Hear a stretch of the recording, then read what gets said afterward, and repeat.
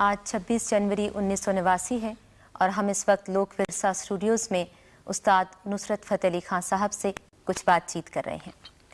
خان صاحب، سب سے پہلے تو ہم آپ سے یہ پوچھیں گے کہ آپ کی پیدائش کہاں پہ ہوئی اور اگر آپ کو سن یاد ہو تو؟ سن مجھے یاد ہے جی، اچھا، 13 اکتوبر 1948 میں لائل پور میں موجودہ فیصل آباد میں میری پیدائش ہوئی۔ اچھا، اور آپ کے کل کتنے بہن بھائی ہیں؟ میری چار بہنیں اور ہم 2 بھائی ہیں، میرے چھوٹے فرق اور میں۔ اچھا، تو موسیقی تو خیر آپ کے گھرانے میں شروع سے رہی ہے؟ جی، ہمارا گھرانہ موسیقی کی نمائندگی کرتا چلا آ رہا ہے۔ تو آپ کے دوسرے بھائیوں نے بھی اس فن کو اپنایا؟ اس میں ہمارے تایا استاد مبارک علی خان کے بیٹے ہیں مجاہد علی خان، اچھا، اور میرے چھوٹے تایا استاد سلامت علی خان کے بیٹے ہیں اسد علی خان، اچھا، اور میرے چچا نوازش علی خان کے بیٹے ہیں کوکب علی خان، اچھا، وہ ہمارے ساتھ سنگت کر رہے ہیں۔ اچھا خان صاحب، آپ کی شادی کب ہوئی؟ میری شادی 1979 میں۔ اور آپ کے ماشاءاللہ بچے کتنے ہیں؟ 1 بچی ہے جی۔ اچھا، آپ کے والد استاد فتح علی خان صاحب کا انتقال کس سن میں ہوا تھا؟ میرے والد استاد فتح علی خان صاحب کا انتقال 1964 12 مارچ 1964 میں۔ اچھا، آپ نے بتایا کہ آپ کی پیدائش فیصل آباد میں ہوئی، تو کیا آپ کے والد بھی شروع سے ہی فیصل آباد میں تھے؟ جی نہیں، یا ہمارے والد صاحب جو تھے وہ بستی شیخ جلندھر، اس سے پہلے ہمارے بزرگ جو تھے وہ ابتدائی افغانستان سے ہجرت کر کے آئے انڈیا میں۔ اچھا، تو آ کر انہوں نے ہمارے جلندھر میں ایک مشہور تھے شیخ درویش، ان کے ساتھ ہی وہ وہاں سے آئے تھے، تو ان کے ساتھ ہی وہ جگہ بھی ان کے نام سے منسوب ہوئی، وہیں جلندھر، بستی شیخ درویش اس کا نام تھا، تو جلندھر میں۔ اور پھر آپ کے والد صاحب فیصل آباد؟ جی ہاں، اس کے بعد پارٹیشن کے بعد فیصل آباد میں ہم۔ اچھا، تو آپ نے اپنی موسیقی کی تعلیم شروع میں کس سے حاصل کی؟ شروع میں اپنے والد استاد فتح علی خان صاحب، پہلے مجھے طبلے کی تعلیم تھی۔ اچھا، بچپن میں مجھے طبلے کے متعلق، لے کے متعلق تعلیم تھی۔ پھر اس کے بعد پھر انہوں نے بندشیں اپنے گھرانے کی جو تھی موسیقی کی انہوں نے بتائیں ہمیں۔ اچھا، پھر ان کے انتقال کے بعد ابھی میں اس وقت سیکھ ہی رہا تھا، تو میں پڑھ بھی رہا تھا۔ اچھا، تو ان کے انتقال کے بعد میں نے اپنے تایا مرحوم استاد مبارک علی خان صاحب، استاد سلامت علی خان اور چچا نوازش علی خان صاحب، اچھا، ان سے میں نے تعلیم آپ نے حاصل کی۔ تو تقریباً کتنی دیر آپ ریاض کیا کرتے تھے؟ ریاض کا تو یہ عالم تھا کہ ہم 10 گھنٹے کم سے کم ریاض کرتے تھے۔ اچھا، تو ہماری ایک جگہ ایسی تھی کہ اس میں وہ بیٹھ جو تھی اس میں پتہ نہیں چلتا تھا کہ کب دن چڑھ گیا کب رات ہو گئی، وہ ایسی جگہ بنی ہوئی تھی۔ تو بعض وقت ایسا بھی ہوتا تھا کہ صبح بیٹھے ہیں تو رات ہو گئی ہے، جب دروازہ کھل کر دیکھا تو باہر رات ہو گئی ہے۔ اچھا، بعض دفعہ ایسا ہوا کہ رات کو بیٹھے ہیں تو دن ہو گیا۔ لیکن خان صاحب، ایک بچہ چاہے اس کو کتنا بھی لگاؤ کیوں نہ ہو موسیقی سے یا کسی بھی چیز سے، بہرحال بچہ ہوتا ہے اور اس کی اور بھی بہت سی چیزوں میں توجہ چلی جاتی ہے۔ تو کبھی آپ کے ساتھ ایسا ہوا کہ آپ اتنی دیر ریاض کرتے ہوئے تھک گئے ہوں یا آپ کا جینا چاہ رہا ہو؟ تو ہاں جی، بعض دفعہ پہلے شروع میں جب مجھے بتایا انہوں نے جی، تو بعض دفعہ وہ کچھ مٹھائی وغیرہ کا لالچ دے کے انہوں نے مجھے شروع کروایا۔ اچھا، بعض دفعہ ایسا ہوتا تھا کہ میں سو جاتا تھا، میں ضد کرنے لگ گیا، تو انہوں نے مجھے جگا کر کہا کہ یہ بیٹے لو مٹھائی کھاؤ اور یہ چیز یاد کرو، یہ ریہرسل کرو۔ یعنی مٹھائی تو کھلائی، کبھی ڈانٹ وغیرہ بھی؟ ہاں، بہت ڈانٹ پڑی جی۔ بعض دفعہ ایسا ہو گیا کہ میں سو گیا، یاد نہیں کیا، انہوں نے مارا بھی اور ڈانٹ بھی تھی۔ یعنی ہر طرح کی چیز جو ہے وہ آپ نے جس طرح سے بھی انہوں نے سکھانے کی کوشش کی کہ جیسے بھی یہ سیکھ سکے۔ بعض دفعہ ایسا ہوتا تھا کہ میں جب شروع میں قوالی میں شروع ہوا تو صرف ایک چیز گا کر میں جا کے سو جاتا تھا۔ اچھا، تو باقی وہ تمام رات گاتے رہتے تھے میرے تایا۔ اس کے بعد پھر میں نے آہستہ آہستہ زیادہ انہوں نے شوق مجھے ڈالا، کبھی لالچ دیا کبھی، تو پھر آہستہ آہستہ میں نے آپ زیادہ دیر جو ہے وہ ریاض کرنے لگ گئے۔ اچھا، شروع میں جب آپ نے تعلیم حاصل کرنی شروع کی تو کلاسیکی موسیقی کی یا قوالی کی؟ جی، بیک وقت دونوں چیزوں کی۔ اچھا، کلاسیکی موسیقی تو ہماری بنیادی چیز تو ہے نا، تو اس کے علاوہ مجھے کلام بزرگان دین کا یاد کروایا گیا کہ میرے چاچا خاص طور پر استاد نوازش علی خان صاحب نے، وہ بڑے پڑھے لکھے تھے، خود شاعر بھی تھے، انہوں نے کلام کے متعلق میرے والد صاحب نے بھی، تایا نے بھی، کہ یہ چیزیں جو بزرگوں کی چلی آ رہی ہیں، جو پرانی ٹریڈیشنل چیزیں چلی آ رہی ہیں، ان کو یاد کرو، حضرت امیر خسرو کا کلام، جامی صاحب کا کلام، حافظ صاحب کا کلام، یہ سب آپ نے شروع میں جی یاد کر شروع لیا میں تھا؟ وہ جو پرانی چیزیں ہیں وہ یاد کرنی۔ اچھا، اور پھر کلاسیکی موسیقی آپ ہاں، کو کلاسیکی بنیادی موسیقی۔ طور پہ سکھائی جی۔ گئی۔ اچھا، آپ نے تو خیر تعلیم جو ہے تقریباً اپنے خاندان کے بزرگوں سے ہی حاصل کر لی، تو کیا باقاعدہ وہ استادی شاگردی کی جو رسم ہوتی ہے جی وہ بھی جی ہاں ہوئی تھی؟ باقاعدہ۔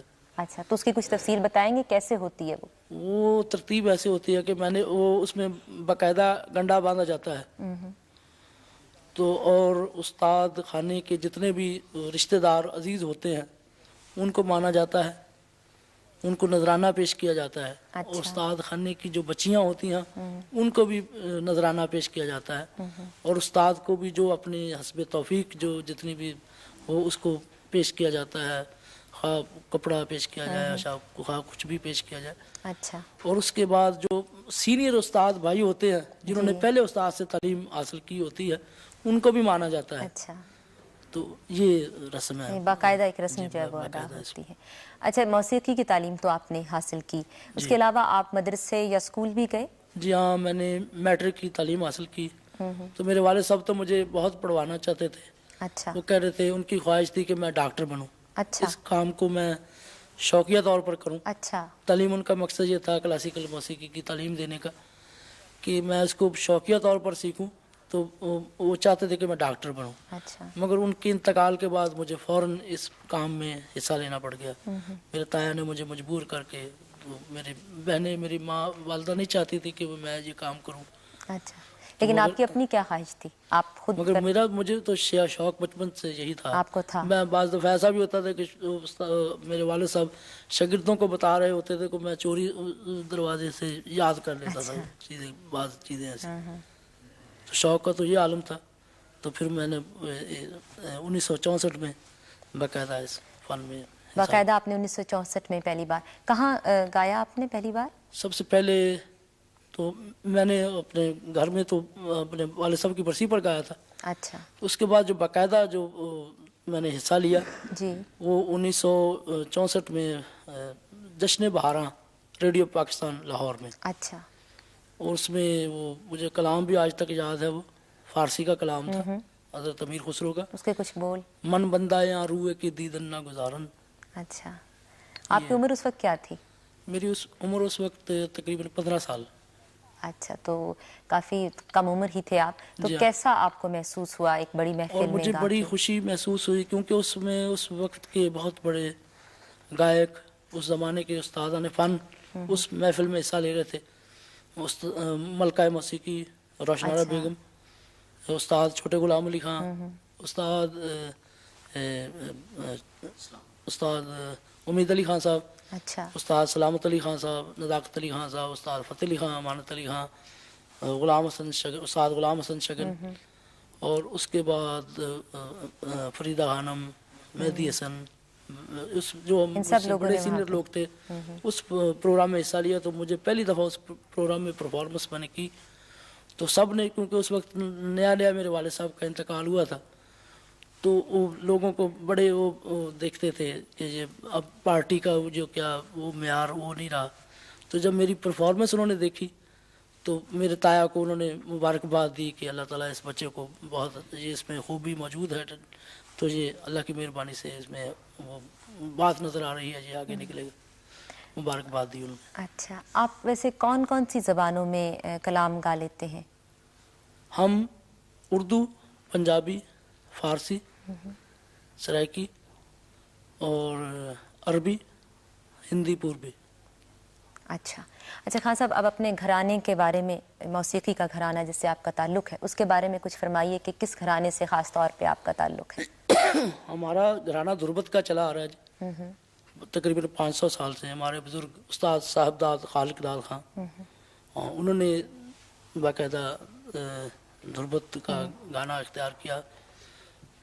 ہمارا اس گھرانے کا تعلق جو ہے وہ ڈاگر خاندان، استاد برہم خان جی کے خاندان سے، سینیوں سے ہوتا ہے اچھا دھربت کا۔ اور کچھ ہمارے بزرگوں نے خیال کی گائکی اپنا قوال بچوں کے گھرانے سے اچھا شاگردی کی، اور خیال کی گائکی جو ہے وہ ہمارے اس طرف سے۔ اچھا جی، تو آپ کیا سمجھتے ہیں کہ آپ کے گھرانے کے گائکوں کا جو ایک مخصوص اور منفرد انداز ہے اس کی کیا وجہ ہے؟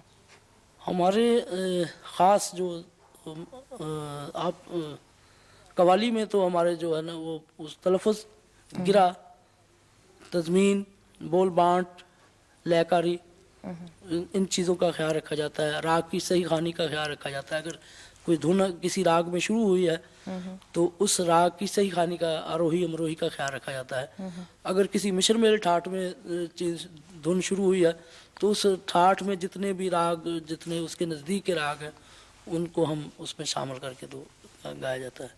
اچھا، تو یہ خاص طور پر ہمارے بزرگوں کی اور ہمارے گھرانے کی ہے کہ آپ جو ہے راگ کو اس میں شامل کر کے. جی ہاں، یہ چیزیں جو بنیادی چیزیں ہیں یہ ان کو ہم بہت زیادہ اس کا خیال رکھتے ہیں، لے کاری کا، بول بانٹ کا.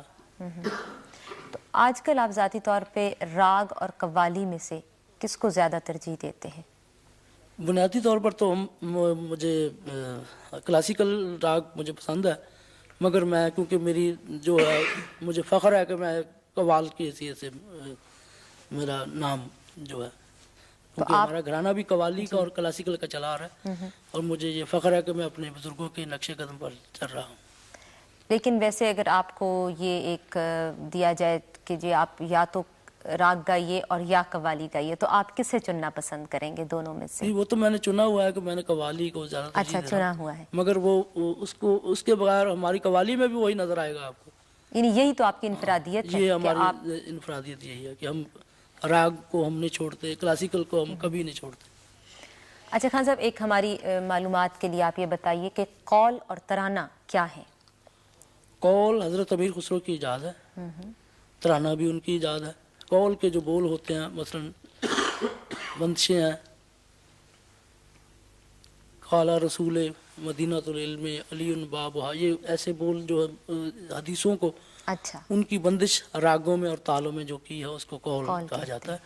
اور جو قول تھے ہیں اس کے باقاعدہ 3-4 تالوں میں اس کا ہوتا ہے، تو وہ تال بدلتے رہتے ہیں، راگ کی شکل جو ہے وہ بدل جاتی ہے، تو ان کو مرکب کو بنا کر ایک قول بنایا جاتا ہے. تو ترانہ جو ہے اس میں بول جو ہوتے ہیں تو تان اوم در در توم، یہ حضرت امیر خسرو کی ایجاد ہے. اس میں فارسی کے بول انہوں نے شامل کیے. جیسے آپ نے بتایا کہ حضرت امیر خسرو کی ایجاد ہے قول اور ترانہ دونوں. قول، قلبانہ، ترانہ اور بھی بہت سی انہوں نے، زلف، زنجیر، جکڑ، ایسی انہوں نے چیز. تو کیا ان میں جب حضرت امیر خسرو نے ان کی ابتدا کی اس وقت سے لے کر اب تک کچھ تبدیلیاں بھی رونما ہوئی ہیں؟ کچھ تبدیلیاں ہوئی ہیں رونما. اس میں کچھ لوگوں نے بعد میں تروٹ بھی شامل کی اس میں. اچھا. اس میں طبلے کے بول بھی شامل کیے ترانے میں. اور اس کے بعد پھر ترانے کی تھوڑا سا سٹائل بدلا، کچھ شعر فارسی کے آتے رہے، کچھ تروٹ پسند کیا کچھ لوگوں نے، اور کچھ اپنے اپنے گلے کے گانے کے سٹائل سے وہ چینج ہوتا رہا. یعنی نئی جہتیں جو ہیں وہ نئے راستے کچھ نہ کچھ نکالے گئے.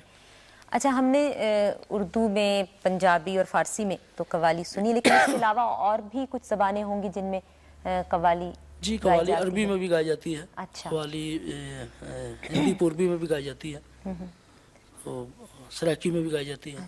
تو ان زبانوں کے فرق کی وجہ سے کیا قوالی کے انداز میں بھی کوئی فرق پیدا ہوتا ہے؟ جی ہاں، اس میں انداز فرق ہوتا ہے. مثلاً یہ حضرت امیر خسرو کی یہ وہ چیز ہے، میں تو پیا سے نینا لگا آئی رے، میں چھاپ تلک منہ سے چینی رے، اس کا انداز ٹھمری انداز کا یہ گانا ہوتا ہے، پورا بنگ. اس میں گائکی کا انداز بھی وہی ہوگا. اچھا. وہ بولوں کے لحاظ سے ان کی مناسبت کے ساتھ وہ گائکی کا انداز بھی بدل جائے گا، بدلتا ہے انداز. اس میں ہم تانے نہیں کہہ سکتے، اس میں ہم ایسے وہ کچھ نہیں کہہ سکتے. اچھا جی، اس کو مخصوص اسی انداز میں گانا پڑے گا. اچھا، آپ کے ساتھ بہت سے ساتھی بھی ہیں، تو یہ جہاں ان کا دل چاہتا ہے بیٹھ جاتے ہیں یا کوئی جگہ مخصوص ہے؟ نہیں، ہم نے ان کو باقاعدہ ریہرسل کے دوران اور ان کو بتایا ہوا کہ آپ نے یہاں بولنا ہے. اچھا. اور جب میں کبھی ایسی کو بول بانٹ یا گرا کر شعر کہہ گیا ہوں تو پھر آواز لگاتے ہیں، پھر دوسرا شعر کہوں تو پھر کوئی اور آواز لگاتا ہے. کچھ نام بھی تو ہوتے ہیں جو بڑا قوال ہوتا ہے، کچھ اصطلاحیں بھی تو ہوتی ہیں آپ کی، تالی بجانے والے ہوتے ہیں. جی ہاں، یہ ہمارے ساتھ کورس میں تالی بجانے والے بھی ہوتے ہیں. آپ کچھ تعارف اگر ان کا کروا دیں تو. میرے بھائی ہیں جی، فرق فتح علی خان. اچھا. اور یہ میرے تایازاد بھائی ہیں، مجاہد مبارک علی. اچھا. وہ میرے شاگرد ہیں رحمت علی، اچھا اور وہ ہیں ہمارے والد صاحب کے ماننے والے ہیں استاد اپنا مبارک علی. اچھا تو یہ ہے میرے تائیداد بھائی اچھا اسد علی، اور یہ ہے میرا شاگرد الیاس، یہ ہے خالد، وہ نفیس، اچھا وہ بابر علی، وہ ہیں کوکب علی میرے چچا زاد بھائی، اور یہ ہیں میرے طبلہ نواز جو کافی دیر سے ہمارے ساتھ، یہ استاد اللہ رکھا خان کے شاگرد ہیں اور بڑی دیر سے ہمارے ساتھ یہ سنگت کر رہے ہیں. اچھا. دلدار حسین. اچھا خان صاحب، آپ کو جو منفرد مقام حاصل ہے بر صغیر میں قوالی گانے میں، اس کی کوئی خاص وجہ آپ سمجھتے ہیں؟ میرے خیال میں تو یہی وجہ ہے کہ ہمارا سٹائل جو ہے دوسروں سے الگ اسی وجہ سے ہے کہ ہم کلاسیکی موسیقی کو زیادہ ترجیح دیتے ہیں، اور ہماری بنیادی جو ہے اس کو ہم جو اس میں ہونا چاہیے قوالی میں تضمین، بول بانٹ، لے کاری، ان سب چیزوں کو تکرار، تو اس کا ہم خیال رکھتے ہیں، تو اسی وجہ سے ہماری یہ آپ کو مقبولیت مخصوص مقام حاصل ہے. اچھا، آپ نے تو جوڑی کی صورت میں بھی گایا ہے. ہم جوڑی کی صورت میں کلاسیکل گایا جاتا ہے. کلاسیکل، ہم جی. میں اور فرق علی اچھا میرے بھائی، ہم برسی پر ہمارے ہر سال برسی منائی جاتی ہے. اچھا استاد فتح علی خان مبارک علی خان کی ہم جب سے منائی جاتی ہے اس میں حصہ لیتے ہیں ہم. اچھا یہ دونوں بھائی کلاسیکل. اس کے علاوہ ہم فرانس میں گئے ہیں. ہمیں اسی سال میں، پچھلے سال میں ایک طائفہ گیا ہوا تھا یہاں سے، اچھا جس میں اور بھی قوال تھے اور آرٹسٹ تھے. غلام علی صاحب تھے اور دوسرے پٹھانے خان تھے، غلام فرید صابری تھے، اور ہم کو یہاں سے کلاسیکل کے لیے بلایا گیا. اچھا اچھا تو ہم نے وہاں پرفارمنس کی، اور بلکہ اتنی مقبول ہماری پرفارمنس ہوئی کہ صبح 5 بجے ہمارا وقت تھا. اچھا تو سبھی لوگ گا چکے تھے، تو ہم نے تھوڑا سا ہم نے کہا مختصر گائیں گے ہم. تو 15 منٹ کی ہم نے پرفارمنس پیش کی، مگر وہ ان کو اتنی اچھی لگی کہ انہوں نے ہمیں 3 دفعہ بلا کر سنا. اچھا. ویسے آپ نے کچھ استادوں کے ساتھ بھی تو جوڑی کی صورت میں گایا ہے؟ استادوں کے ساتھ صرف اپنے استاد مبارک علی خان کے اچھا، ساتھ. ان کے ساتھ گایا. ویسے کیا اچھا لگتا ہے آپ کو، اکیلے گانا اچھا لگتا ہے یا جوڑی کی صورت میں؟ نہیں، جوڑی کی صورت میں تو اچھا لگتا ہے گانا، مگر وہ کیونکہ میری پہچان جو ہے قوال کی حیثیت سے ہے، تو میں قوالی اس آپ لیے. اس پہچان کو قائم رکھنا چاہتے ہیں. اچھا، آپ یہ جو گانے کے لیے کلام پسند کرتے ہیں، تو آپ کے کچھ مخصوص پسندیدہ شعراء بھی ہوں گے؟ جی ہاں، پسندیدہ شعراء میں پرانے جو قدیم شعراء ہیں جی. ان میں مولانا جامی رحمۃ اللہ علیہ، حضرت امیر خسرو، حافظ شیرازی، شیخ سعدی رحمۃ اللہ علیہ، اور اردو میں پرانے مرزا غالب، استاد داغ دہلوی، اچھا، استاد قمر جلالوی، علامہ اقبال. یعنی بہت سے شعراء جو ہیں وہ تو آپ کو. اور اس کے علاوہ ہمارے پنجابی میں حضرت باب اللہ شاہ، حضرت میاں محمد بخش، خواجہ غلام فرید، اور اس کے علاوہ ہمارے پنجابی کے جو موجودہ شعراء ہیں ان میں سائم چشتی، حافظ محمد حسین، بری نظامی، اچھا. رفیق پاشا، یہ آج کل کے ہم شاعر جو. ہاں صاحب، آپ کے پیر و مرشد کون ہیں؟ ہمارے پیر و مرشد جناب جن سے ہمارا روحانی تعلق ہے وہ حضرت خواجہ محمد دیوان چشتی صابری، ان سے ہمارا روحانی تعلق ہے. ہمارے خاندان کے اکثر لوگ، ہمارے بزرگ بھی ان کی بیعت تھے، ہم بھی سب، ہمارا خاندان. یہ ہندوستان میں ایک جگہ ہے ہوشیارپور میں، یہ دسوا کے قریب، تھلا شریف اس کو کہتے ہیں، تو وہاں ان کا مزار بھی ہے. تو ان کے سلسلے میں ہمارا جو ہے روحانی بیعت جو ہے وہ ان سے ہے. اچھا، بہت سے صوفی شعراء کے مزاروں پر منعقد ہوتی ہیں قوالی کی محفلیں، تو آپ کن کن مزاروں پر گئے ہیں اور کہاں کہاں آپ نے یہ محفلیں منعقد کی ہیں؟ محفلیں تو ہماری بہت ہوئی ہیں. ہندوستان میں ہمارا اتفاق ہوا ہے حضرت خواجہ معین الدین چشتی کے دربار پر جانے کا. وہ بھی اس میں بھی تھوڑا سا میں ایک واقعہ اس میں سناتا ہوں آپ کو. ایک مجھے جب میں گا نہیں رہا تھا تو مجھے ایک خواب آیا تھا. اچھا. جس میں میں نے ایک مزار کی زیارت کی خواب میں. تو جس مزار کا میں نے نقشہ بتایا وہ میں نے تایا جان کو بتایا. انہوں نے کہا یہ تو اجمیر شریف کا نقشہ ہے. اچھا. تو مجھے بڑی بچپن سے یہ خواہش تھی کہ میں اس مزار پر جا کر حاضری دوں. جب ہم ہندوستان گئے 1980 میں تو وہی نقشہ تھا, اسی دربار اسی جگہ پر بیٹھ کر میں نے حاضری کی. اور خواب آپ نے کب دیکھا تھا, کتنے چھوٹے تھے آپ؟ خواب جب میرے والد صاحب انتقال ہوا, اچھا, اس کے بعد میں نے خواب دیکھا. تو وہاں حاضری کی جو جگہ میں نے خواب کے دوران دیکھی تھی. اچھا. اور اس کے بعد خواجہ نظام الدین اولیاء بھی حاضری دی. اور پاکستان میں ہمارا افتتاح کی محفل ہم سے ہوتی ہے حضرت دادا گنج بخش کے مزار پر, اور اس کے بعد بابا فرید الدین چشتی کے مزار پر پگڑی بردار قوالوں میں ہمارا نام ہے. اور اس کے علاوہ بہت سی درگاہیں ہیں, تونسا شریف, چشتیاں شریف, مہار شریف, سیال شریف, گولڈا شریف, سبھی درگاہوں پر حاضری کا موقع ملا ہے. ایک روایت یہ بھی ہے جی کہ قوالی کے دوران کچھ ایسا تاثر قائم ہوتا ہے کہ وجدانی کیفیت طاری ہو جاتی ہے, گانے والے پر بھی اور سننے والوں پر بھی. آپ کے ساتھ کبھی یہ واقعہ؟ ہاں جی, کہ اکثر بعض دفعہ ایسا بھی ہوتا ہے کہ میں اپنے جب بعض وقت ایسی کیفیت ہوتی ہے کہ ہم اپنے فن میں ڈوبے ہوئے ہوتے ہیں, اندر سے جو بات نکلتی ہے وہ جو علامہ اقبال کا شعر ہے, دل سے جو بات نکلتی ہے اثر رکھتی ہے. جب ہم اپنے فن میں ڈوب کر کوئی چیز پیش کرتے ہیں تو اس کا سامعین پر اثر ہوتا ہے.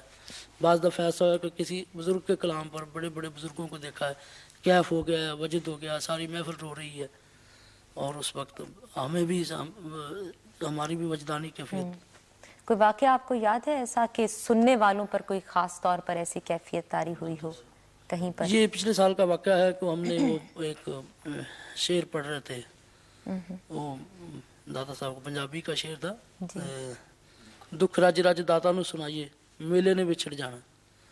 تو اس مصرے کا اور اس دھن کا لوگوں پر اتنا اثر ہو گیا, ہم پر بھی اتنا اثر ہو گیا کہ تمام وہ ہزاروں کی تعداد میں مجمع تھا, وہ ہزاروں کی تعداد میں وہ لوگ کھڑے ہو گئے اور ہزاروں قطار رو رہے ہیں اور ہم بھی کھڑے ہو گئے رو رہے ہیں. تو اتنی تاثر کی کیفیت. ویسے آپ تو بہت سے دوسرے ممالک میں پاکستان سے باہر بھی گئے ہیں. جی ہاں. کہاں کہاں آپ کا جانا ہوا؟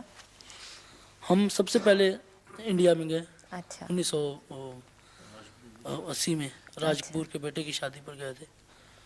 اور اس کے بعد پھر ہم متحدہ عرب امارات, سعودی عرب, مصر, پھر اس کے بعد Norway, Denmark, Sweden, England, Holland, Belgium, France اور کینیڈا. یعنی یورپ کے اور اس طرف کے ممالک, تقریباً بہت سے ممالک میں آپ گئے ہیں. تو وہاں پہ کیا لوگ جو ہیں اس فن کو سمجھ لیتے ہیں, تاثر ان پر بھی قائم ہوتا ہے ویسے ہی جیسے یہاں پہ ہوتا ہے؟ بہت اثر ہوتا ہے جی ان کا, بلکہ ہم تو حیران رہ گئے کہ یہ لوگ اتنے شوق سے, ہم جاپان میں بھی ہم گئے ہیں تو اتنا لوگوں نے اتنے شوق سے اور ذوق سے سنا کہ ہم حیران رہ گئے کہ یہ ہماری زبان کو بھی نہیں سمجھ رہے اور مگر سن رہے ہیں اتنے شوق سے. بلکہ جاپان میں تو ایسا ہو گیا کہ ہم نے ان کو بتانے کی کوشش کی کہ ہم یہ کلام پیش کر رہے ہیں فرانس میں اور جاپان میں, مگر انہوں نے کہا کہ آپ ہمیں بتانے کی کوشش نہ کریں, اپنی پرفارمنس جاری رکھیں, ہم بعد میں اس کا ترجمہ کر لیں گے. جاپان والوں نے تو ایسا کیا کہ وہ کمپیوٹر کے ذریعے ایک طرف سے انہوں نے آلے لگائے ہوئے تھے, ایک طرف سے ترجمہ ہو رہا ہے تو ایک طرف سے آواز آ رہی موسیقی. تو ہم بڑے حیران رہ گئے اور انہوں نے اتنے سکون سے سنا ہے, بلکہ انہوں نے ہمیں سوال کیے, سب سے زیادہ انہوں نے ہمارے فن کو پسند کیا گیا. اس میں دوسرے ملکوں میں گئے ہوئے تھے, ترکی کا, جاپان کا. آپ ایک وہ کوئی فرانس کا واقعہ بھی سنا رہے تھے؟ جی ہاں, فرانس کا ہم یہ گئے ہوئے تھے ہم کلاسیکل کے پروگرام میں, تو جس میں سبھی فنکار اپنے اپنے ٹرن بائی ٹرن اپنا اپنا پروگرام پیش کر رہے تھے. تو ہمارا سب سے آخر میں پروگرام تھا تو کلاسیکل کی ہم نے نمائندگی کر رہے تھے. اچھا. تو میں نے کہا کہ یہ تمام رات سے جو لوگ جاگتے رہے ہیں تو صبح کے 5 بج گئے ہیں, تو اس کو ہم شارٹ کریں پروگرام کو. میرے ساتھ سنگت طبلے پر تاریخ کر رہا تھا, تو میں نے اسے کہا کہ اس کو تھوڑا سا بلمپت میں اس کو نکال دیتے ہیں, جو درد کا حصہ ہے جھپتال میں اس کو ہم پیش کرتے ہیں. ایسا ہی کیا ہم نے. وہ اللہ کی مہربانی سے پروگرام اتنا مقبول ہوا کہ انہوں نے 3 دفعہ میں بلا کر سنا, تو 7 بجے تک پھر ہم گاتے رہے صبح. ویسے خان صاحب یہ قوالی میں ایک خاص بات یہ سمجھی جاتی ہے کہ عارفانہ کلام ہی گایا جاتا ہے، تو کیا یہ ضروری ہے؟ جی ہاں، یہ اس کی بنیاد یہی ہے. قوالی کا جو مقصد، اس کو بنانے کا مقصد یہ تھا کہ اس میں بزرگان دین کا کلام پیش کیا جائے، جس کا تعلق ڈائریکٹ روح سے ہے، روح کی پاکیزگی جس کو ملے. حضرت خواجہ معین الدین چشتی نے اس کے متعلق جو چیزیں بیان کی ہیں، جی اس میں یہ خصوصی طور پر یہ کہا گیا ہے کہ اس کو ایسے سننا چاہیے، گانے والے کو باوضو ہونا چاہیے، باشرہ ہونا چاہیے، سننے والے کو باشرہ ہونا چاہیے، باوضو ہونا چاہیے. اچھا. تو پھر اس کا تعلق جو ہے نا، اس کی بلکہ انہوں نے تو یہ کہا تھا کہ ولایت کی منزلیں جو ہے نا، جو برسوں کی ریاضت سے طے نہیں ہوتی، وہ قوالی کے دوران چند لمحوں میں وہ طے ہو جاتی ہیں. اچھا، تو پھر ایک طرف یہ بات ہے جو آپ کہہ رہے ہیں، اور دوسری طرف ہم فلمی قوالی کو دیکھتے ہیں، اس کے بارے میں آپ کا کیا خیال ہے؟ یہ اس نے ہمارے فن کو کافی نقصان پہنچایا ہے، کیونکہ یہ اپنے اصلی جو وہ اپنے مسلک سے وہ ہٹ گئے ہیں. اس میں وہ عورتیں قوالی کرتی ہیں، بلکہ ہمیں خصوصی طور پر منع کیا گیا ہے کہ عورتوں کی قوالی سننی بھی نہیں ٹھیک، اور بلکہ ان کو نہیں، اس فن میں نہیں حصہ لینا چاہیے، کیونکہ اس کا تعلق مذہبی رنگ ہے اس میں. اچھا. تو خاص طور پر فلموں کی وجہ سے غلط تاثر قائم ہو رہا ہے آپ کے خیال میں. آپ کو استاد کا خطاب کہاں پر ملا تھا اور کس نے دیا تھا؟ استاد کا خطاب تو مجھے پہلے ہمارے والد صاحب کی برسی پر، جس میں بڑے بڑے فنکار حصہ لیتے ہیں، اچھا. بڑے بڑے اچھے لوگ آتے ہیں، اس میں میں نے کلاسیکل پیش کیا. تو اس میں انہوں نے استاد کا مجھے کہا گیا کچھ لوگوں نے، تو مجھے باقاعدہ طور پر وہاں لاہور میں ایک محفل ہوئی تھی اپنا، وہاں اس میں بڑے بڑے تمام اساتذہ فن اس میں تھے. استاد سلامت علی خان، استاد فتح علی خان، استاد چھوٹے غلام علی خان، استاد غلام حسن شگن، جتنے بھی لاہور کے میوزک ڈائریکٹر سبھی لوگ گانے بجانے والے میرے ساتھ طبلے پر سنگت استاد میاں شوکت حسین خان کی، اور 2.5 گھنٹے میں نے کلاسیکل پیش کیا. اس کے بعد پھر انہوں نے باقاعدہ مجھے اعزاز استاد فن کر دیا، تو اس کے بعد مجھے استاد کا خطاب مل گیا. موسیقی کی مختلف اصناف، جیسے خیال کی گائیکی، کلاسیکی موسیقی کی جو اصناف ہیں، آپ کے کچھ پسندیدہ گائک بھی ہوں گے، تو خیال کی گائیکی میں کچھ نام آپ ہمیں بتائیے، ہندوستان پاکستان دونوں میں. خیال کی گائیکی میں مجھے ہندوستان میں استاد امیر خان، استاد بڑے غلام علی خان صاحب، اچھا. اور پاکستان میں استاد چھوٹے غلام علی خان صاحب، استاد سلامت علی خان صاحب. اچھا. اور دھرپد کی گائیکی میں؟ دھرپد کی گائیکی میں ہمارا استاد خانہ، جن کا ہمارا تعلق ہے، اور ڈاگر برادران، ان کو میں نے سنا ہے، بلکہ میں نے سامنے سے نہیں سنا، ان کی ریکارڈنگ سنی ہے میں نے ریڈیو پر. ان کا سٹائل گانے کا انہوں نے آپ کو متاثر کیا. جی ہاں. غزل کی گائیکی میں تو ہمارے یہاں بہت سے نامور گلوکار موجود ہیں، آپ کے کوئی پسندیدہ نام؟ غزل کی گائیکی میں ہمارے استاد مرحوم استاد برکت علی خان کے بعد جی مہدی حسن، جی، فریدہ خانم، اور غلام علی. اور غلام علی. اچھا. اور قوالی کی گائیکی میں؟ قوالی کی گائیکی میں میں ذاتی طور پر متاثر اپنے والد استاد فتح علی خان صاحب سے. اچھا. ان کا زیادہ مجھے سٹائل پسند ہے، اور ان سے متاثر ہوں. ان سے آپ متاثر ہیں. ابھی تک تو ہم نے بات کی اپنی روایتی اور کلاسیکی موسیقی کی، لیکن یہ جو آج کل کی موسیقی ہے، جس کو ہم مغرب زدہ موسیقی کہہ سکتے ہیں، اس کے بارے میں آپ کا کیا خیال ہے؟ مگر موسیقی تو موسیقی ہوتی ہے اپنی جگہ. اس کو اچھی ترتیب سے ہم نے وہاں بھی سنا، جا کے بڑے بڑے اچھے پاپ سنگروں کو بھی جا کے سننے کا موقع ملا. ان میں کچھ ہمیں اچھا بھی لگا، کچھ ایسی انہوں نے دھنوں بھی پیش کی جن کے ساتھ انہوں نے ہمارا سٹائل بھی تھا، اس میں ہمیں سننے کا موقع ملا. موسیقی اپنی جگہ، ہر طرح کی موسیقی اچھی اگر موسیقیت ہو اس کے اور اندر، اس میں اگر سیکھ کر اس کو کیا جائے تو وہ اچھی ہے. لیکن ایک عام تاثر یہ بھی پایا جاتا ہے کہ آج کل کیونکہ دنیا اتنی تیز رفتاری سے چل رہی ہے، ہر ایک کے پاس اتنا وقت نہیں ہوتا کہ وہ باقاعدہ محفلوں میں بیٹھے اور کلاسیکی موسیقی کو سمجھے اور پھر اس کا مزہ لے سکے. اس لیے لوگ مغربی موسیقی کی طرف زیادہ ان کا رجحان ہوتا جا رہا ہے، اور یہ خیال ہے، خدشہ ظاہر کیا جا رہا ہے کہ شاید کچھ عرصے کے بعد مغربی موسیقی جو ہے وہ ہماری کلاسیکی موسیقی کی جگہ لے لے گی، یا کلاسیکی موسیقی ختم ہو جائے گی. انشاءاللہ ایسا نہیں ہوگا، کیونکہ موسیقی تو ختم نہیں ہو سکتی کلاسیکی. مگر یہ میں اس میں میری ذاتی جو رائے ہے وہ میں پیش کروں گا کہ جو ہمارے استادان فن ہیں جی ان کو اپنے گانے کا سٹائل تھوڑا سا چینج کرنا چاہیے، کیونکہ اس وقت لوگوں کے پاس اتنا ٹائم نہیں ہے کہ وہ اتنی لمبی گائکی سن سکیں، کیونکہ وہ گھنٹہ 2 گھنٹے بلمپت ہو جاتی ہے اس جی میں، جی پھر وہ لوگوں کو نہیں پتہ چلتا. اس کو گانا سنانے کا ایک مخصوص سٹائل ہونا چاہیے جس سے لوگوں کو وہ زیادہ توجہ قائم رہ توجہ سکے ان قائم کی. ہو. تو کم کریں اس کو اور گانے کے اس طریقے سے پیش کریں کہ لوگوں کو سننے کے ساتھ اس میں دلچسپی پیدا ہو. دلچسپی ہو. اس لیے آپ سمجھتے ہیں کہ موسیقی کے مستقبل کو پاکستان میں بہتر بنایا جا جی سکتا ہے. بالکل. آپ اس سلسلے میں ذاتی طور پر کچھ کوشش کر رہے ہیں، آپ کے شاگرد ہوں گے، کچھ سکھاتے ہیں آپ؟ جی ہاں، ہمارے اس شاگردوں میں بڑے بڑے قوال حضرات بھی ہیں اور بڑے بڑے گائک بھی ہیں. ہمارے والد صاحب کے شاگردوں میں قوالی کے شاگرد بخشی سلامت بڑی مشہور پارٹی جی تھی، جی رشید فریدی، آغا بشیر، اچھا. جی اس کے علاوہ اور بھی بڑے بڑے قوال ہمارے شاگردوں میں. کوئی ایسا نیا گلوکار جس کا آپ نام لینا پسند کریں گے جو آپ سمجھتے ہیں کہ کلاسیکی موسیقی کو یا قوالی کے فن میں نام پیدا کرے گا؟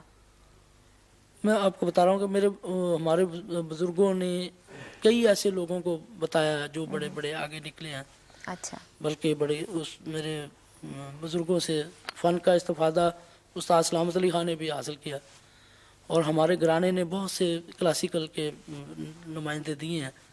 استاد صادق علی خان مانڈو. موسیقی تو ختم نہیں ہو سکتی کلاسیکی، مگر یہ اس میں میری ذاتی جو رائے ہے وہ جی میں جی پیش کروں گا کہ جو ہمارے استادان فن ہیں جی ان کو اپنے گانے کا سٹائل تھوڑا سا چینج کرنا چاہیے، کیونکہ اس وقت لوگوں کے پاس اتنا ٹائم نہیں ہے کہ وہ اتنی لمبی گائکی سن سکیں، کیونکہ وہ گھنٹہ 2 گھنٹے بلمپت ہو جاتی ہے اس جی میں، جی پھر وہ لوگوں کو نہیں پتہ چلتا. اس کو گانا سنانے کا ایک مخصوص سٹائل ہونا چاہیے جس سے لوگوں کو وہ زیادہ توجہ قائم رہ توجہ سکے ان قائم کی. ہو. تو کم کریں اس کو اور گانے کے اس طریقے سے پیش کریں کہ لوگوں کو سننے کے ساتھ اس میں دلچسپی پیدا ہو. دلچسپی ہو. اس لیے آپ سمجھتے ہیں کہ موسیقی کے مستقبل کو پاکستان میں بہتر بنایا جا جی سکتا ہے. بالکل. آپ اس سلسلے میں ذاتی طور پر کچھ کوشش کر رہے ہیں، آپ کے شاگرد ہوں گے، کچھ سکھاتے ہیں آپ؟ جی ہاں، ہمارے اس شاگردوں میں بڑے بڑے قوال حضرات بھی ہیں اور بڑے بڑے گائک بھی ہیں. ہمارے والد صاحب کے شاگردوں میں قوالی کے شاگرد بخشی سلامت بڑی مشہور پارٹی جی تھی، جی رشید فریدی، آغا بشیر، اچھا. جی اس کے علاوہ اور بھی بڑے بڑے قوال ہمارے شاگردوں میں. کوئی ایسا نیا گلوکار جس کا آپ نام لینا پسند کریں گے جو آپ سمجھتے ہیں کہ کلاسیکی موسیقی کو یا قوالی کے فن میں نام پیدا کرے گا؟ میں آپ کو بتا رہا ہوں کہ ہمارے بزرگوں نے کئی ایسے لوگوں کو بتایا جو بڑے بڑے آگے نکلے ہیں، اچھا. بلکہ میرے بزرگوں سے فن کا استفادہ استاد سلامت علی خان نے بھی حاصل کیا، اور ہمارے گھرانے نے بہت سے کلاسیکل کے نمائندے دیے ہیں. استاد صادق علی خان مانڈو، استاد اچھا. غلام حیدر، اور بھی بہت سے لوگ. تو آپ کا خیال ہے کہ یہ فن چل رہا اس ہے؟ کو فن کو چلنا چاہیے، اور یہ انشاءاللہ ہماری بھی کوشش یہی ہے، اور بلکہ اس میں تھوڑا سا ہماری حکومت کو بھی تعاون کرنا چاہیے جی تاکہ جی بالکل. اکیڈمیاں بنیں، لوگوں کو سیکھنے کا موقع ملے، زیادہ سے زیادہ اس کو فن کو فروغ دیا جائے. حکومت کی سطح پر ہاں کوششیں جی ہونی بالکل، چاہیے. اس میں لیکن اکیڈمی بننی چاہیے، اور لوگوں کو جو اس میں دلچسپی رکھتے ہیں وہ اس میں باقاعدہ لوگ سن تو لیتے ہیں، مگر ان کو پتہ نہیں ہوتا کہ ہم کیا سن رہے ہیں، کیا پیش کیا جا رہا ہے. اگر لوگ سمجھے کہ جو پیش کرنے والا ہے جو اس کے فن کو سمجھنے کی کوشش کریں تو یہ بہت اچھا طریقہ ہوگا. اچھا جی. موسیقی کی بات تو ہم نے بہت کی، آپ یہ ہمیں بتائیں کہ موسیقی کے علاوہ آپ کے کوئی مشاغل ہیں؟ موسیقی کے علاوہ مجھے ہاکی اور کرکٹ دیکھنے کا شوق ہے. دیکھنے کا شوق ہے. ٹی وی اچھا. پر جب بھی کوئی ایسا موقع ہو تو. اچھا. اس میں بھی ویسے آپ کو کوئی تال وال نظر آتی ہے؟ نہیں، باقاعدہ اس میں ٹیمپو ہوتی ہے، اچھا. اس میں وہ جو ایک ذہن بنا ہوتا ہے، ردم ہوتا ہے. ہاں ردم ہوتا ہے. آپ کی زندگی کی کوئی بہت بڑی خواہش؟ میری یہی خواہش ہے کہ میں اچھے سے اچھا گاؤں، اور بھی اس میں مجھے اپنے فن میں مزید ابھی اور کمی نظر آ رہی ہے، اس کو فن میں آگے بڑھاؤں، اور آگے ہمارے خاندان میں کوئی اور بھی بچہ گائے.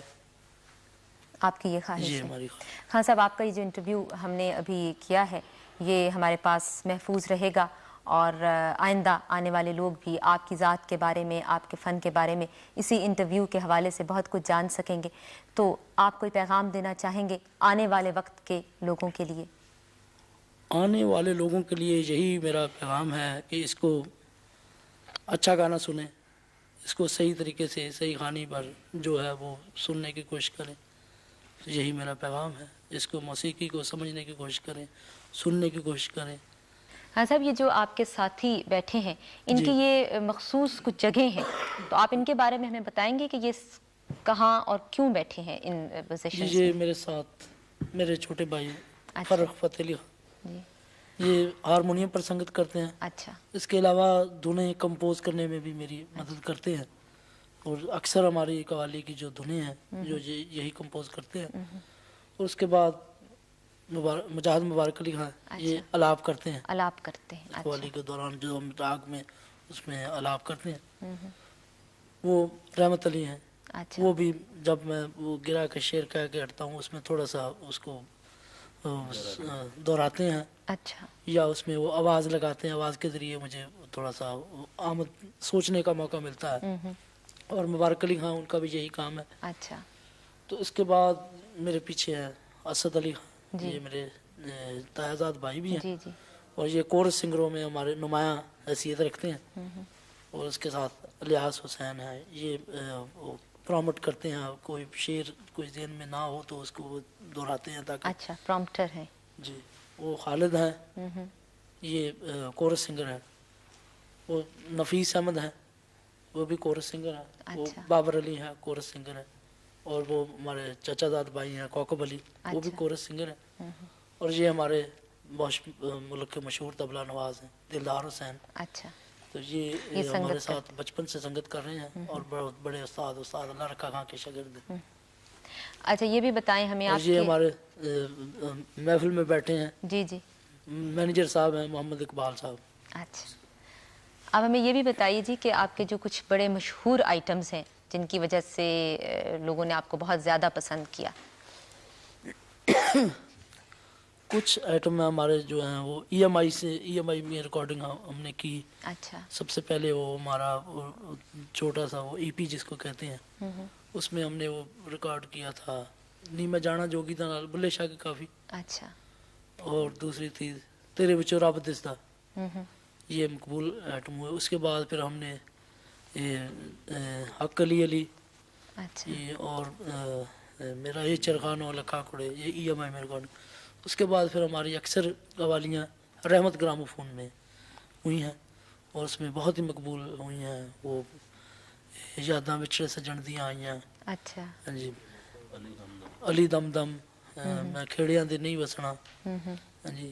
ایسے پنجابی کے میاں محمد بخش کا کلام، سلطان العارفین حضرت باہو رحمۃ اللہ کا کلام. اچھا. یہ سب ریکارڈنگ ہم نے رحمت گراموفون میں کرائی تو بہت مقبول ہوئے. آپ نے بتایا کہ کرکٹ اور ہاکی آپ کے موسیقی کے علاوہ جو مشاغل ہیں. جی ہاں. اس کے علاوہ بھی تو کچھ شوق ہاں جی، ہوں گے مجھے انگریزی فلمیں دیکھنے کا شوق ہے. اچھا، انگریزی فلمیں دیکھنے کا بھی شوق ہے. اچھا جی.